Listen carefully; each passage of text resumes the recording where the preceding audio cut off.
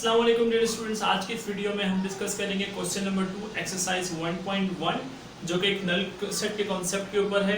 Null set एक ऐसे set को कहते हैं जिसके अंदर कोई भी मेंबर मौजूद ना हो। नल सेट को प्रेजेंट करने का एक तरीका ये है कि आप दो कर्ली ब्रैकेट्स लगाएं और अंदर कोई भी एलिमेंट शो ना करे, तो ये भी नल सेट की प्रेजेंटेशन है। इसी तरह नल सेट को इस तरह भी प्रेजेंट किया जाता है।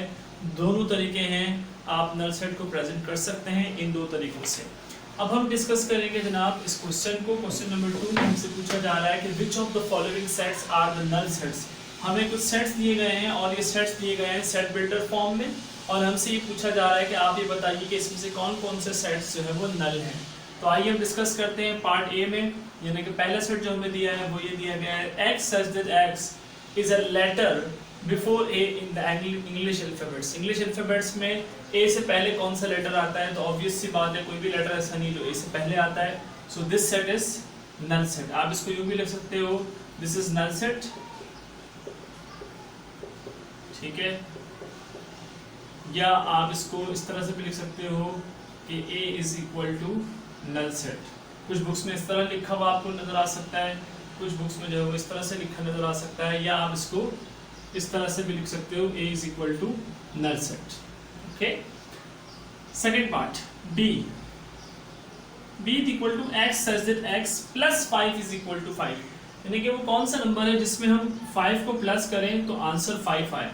तो ऐसा कोई नंबर जिसकी वैल्यू ना हो वो नंबर है, यानी कि 0 को अगर हम प्लस करते हैं 5 से तो हमारे पास आंसर 5 आता है। तो ये वाला सेट है, ये नल सेट नहीं है। ये नल सेट क्यों नहीं है? क्योंकि इसके अंदर 0 जो है वो एक एलिमेंट तो मौजूद है। Therefore हम ये कह सकते हैं कि this is not a null set, ये नल सेट नहीं है। या हम इसको यूँ लिख सकते हैं कि B is not equal to null set, या हम इसको इस तरह से लिख सकते हैं जैसे हमने ये लिखा है। तो ये तीन तरीके हैं आपके पास इसके आंसर को लिखने का।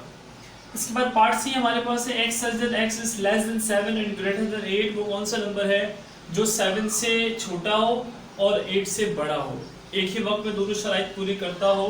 तो ऐसा कोई नंबर नहीं है, लिहाजा set C is equal to empty set. हम इसे इस तरह भी लिख सकते हैं, आप इस तरह भी लिखना चाहें तो इस तरह से भी आप इसको डिस्क्राइब करके भी लिख सकते हैं।